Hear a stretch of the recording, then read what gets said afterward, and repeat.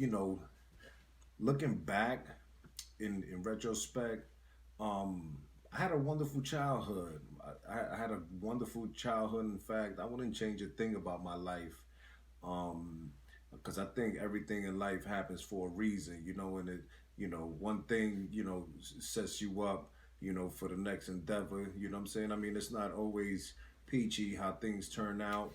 There's always trials and tribulations in life, that one experiences. But I think that how people are defined ultimately is not by the many times they get knocked down, but the resilience that they have and possess to actually get back up, dust themselves off, and go back at it. I think that that's ultimately what makes a man, and that's that's is a true testament. That's a bona fide testament what type of man you're about, and what's in your DNA. Um, my upbringing was fresh, man. I had a lot of fun. I grew up in the 80s, 90s. Prior. Well, I got locked up in '90, but before then, yeah, shit was rough. As a kid, I grew up with my father, who was a superintendent in Manhattan. I was his little tail, which was crazy because we more so had a brotherly relationship.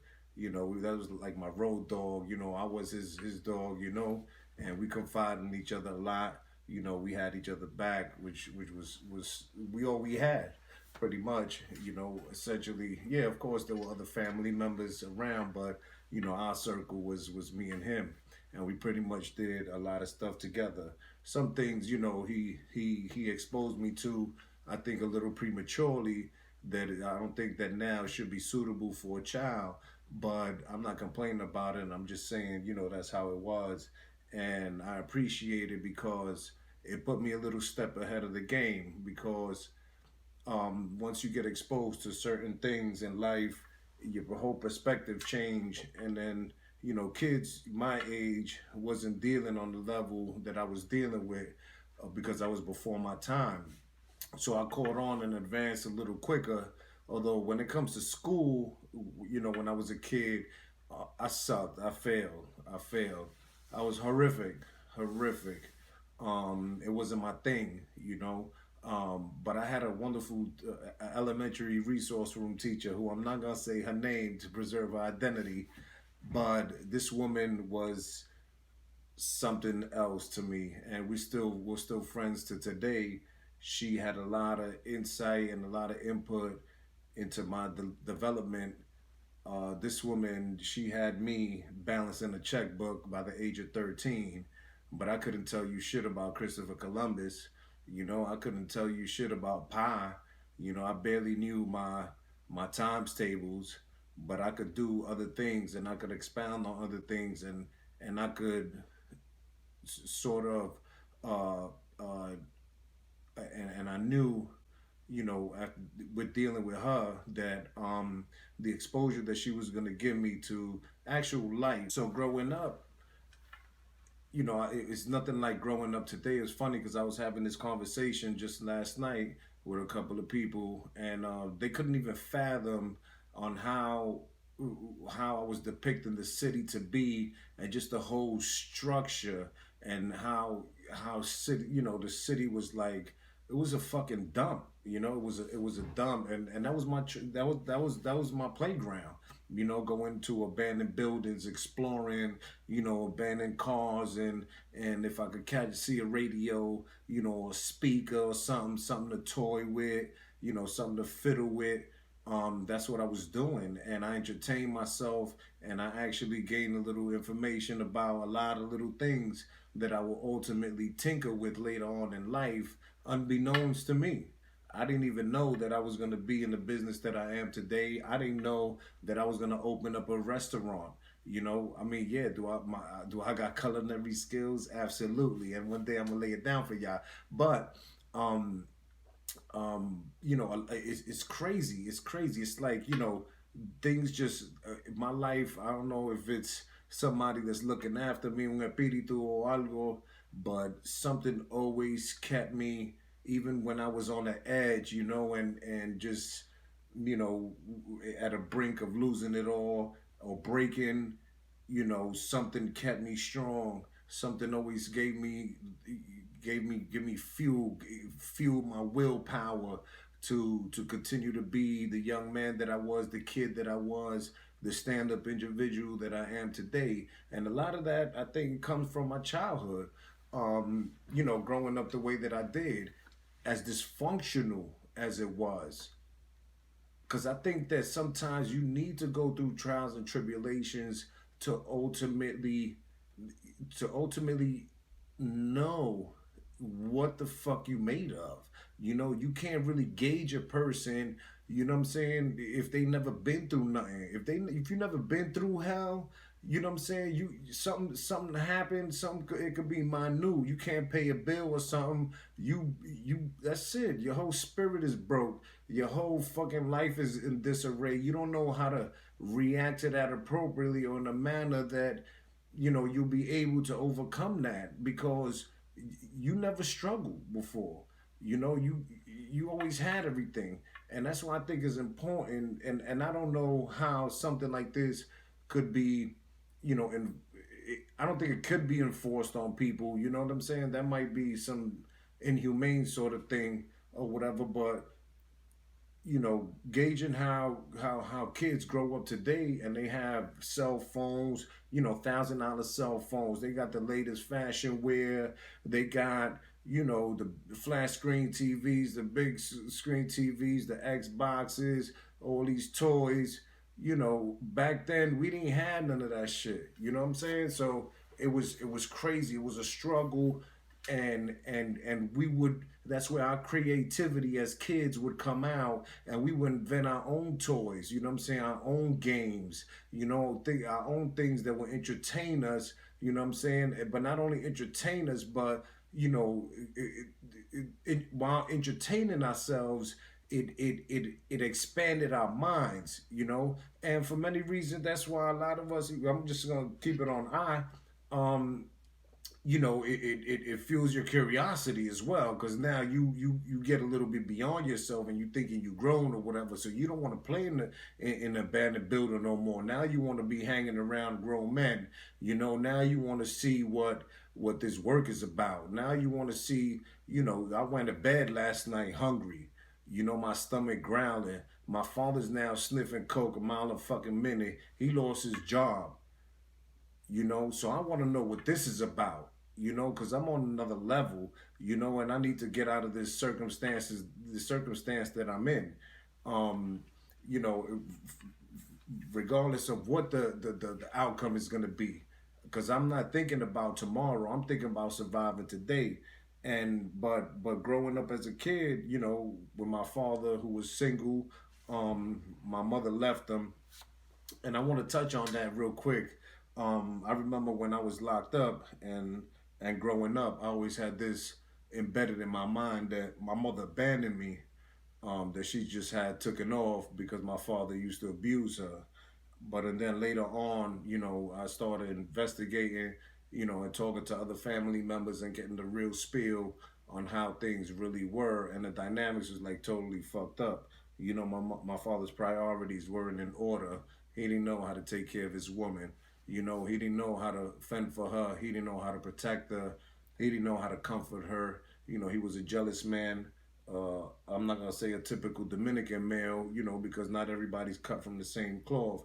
But he came from that old school where, with those with that old school mentality, that a woman's supposed to be in the house and all she's supposed to do is cook, clean, and take care of a child and bear children. And she was on another wave, that wasn't her style.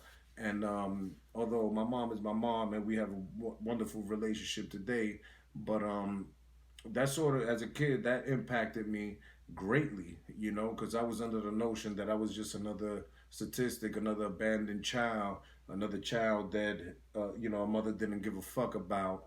And that wasn't the case. That wasn't the case. My father was real selfish, and he did everything within his power to keep me in his clutches. And I remember, my mother telling me one time that she actually wanted um, uh, to get me, kind of like sort of kidnap me or whatever. She was plotting on it, and but my father caught on, and he said, if you ever try, to try to take my son away, I'm gonna take him to Dominican Republic, and you're never gonna see him again. But it's crazy, the things that you discover, and it's crazy that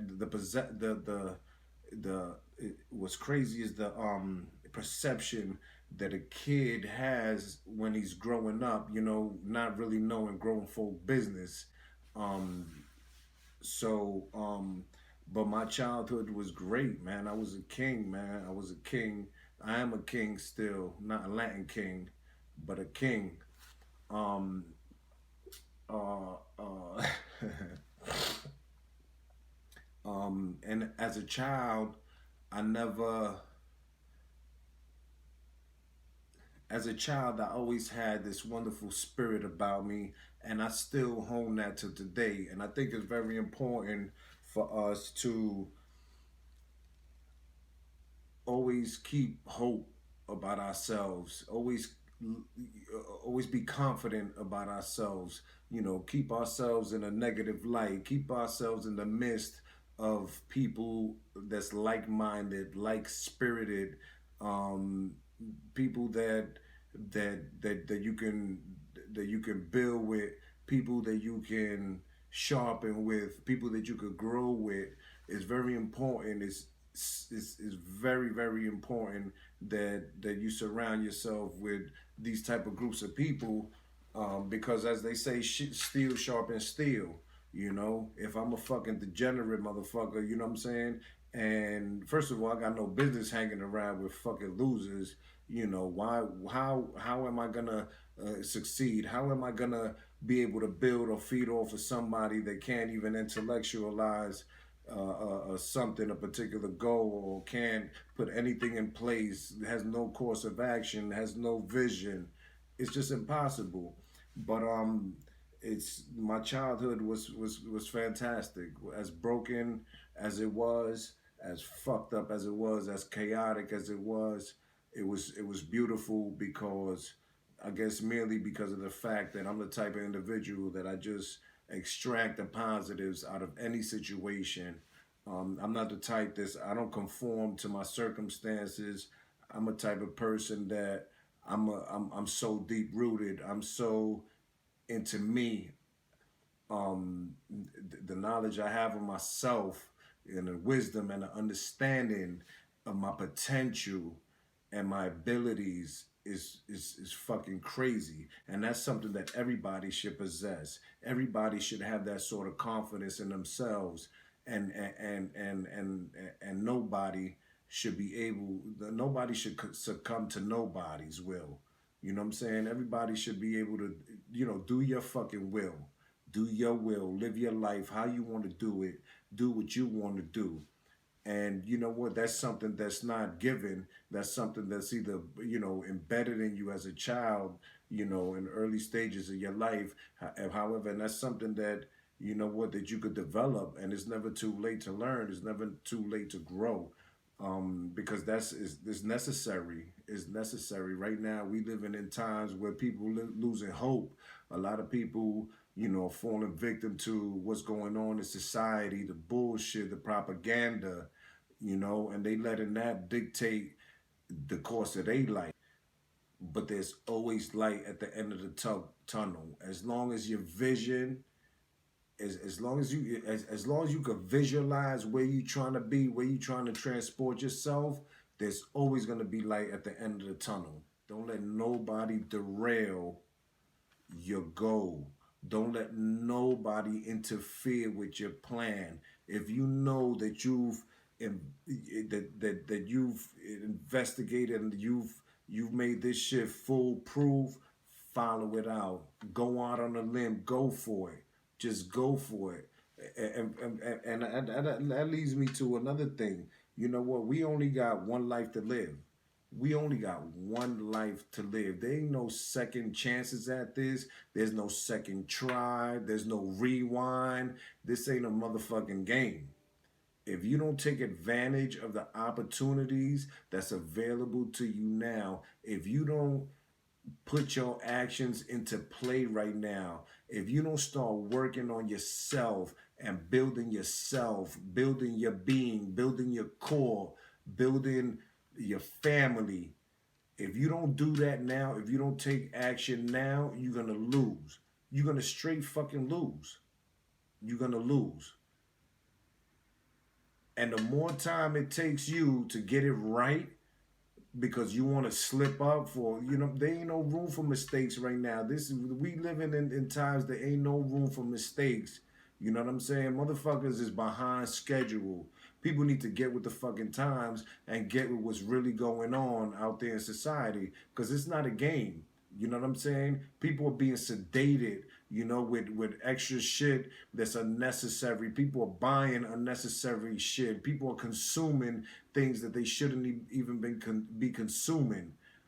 It's crazy. People, they don't have a clue, but you need to educate yourself. You need to refine yourself. You need to get in tune with yourself, and you need to understand that this shit is really real.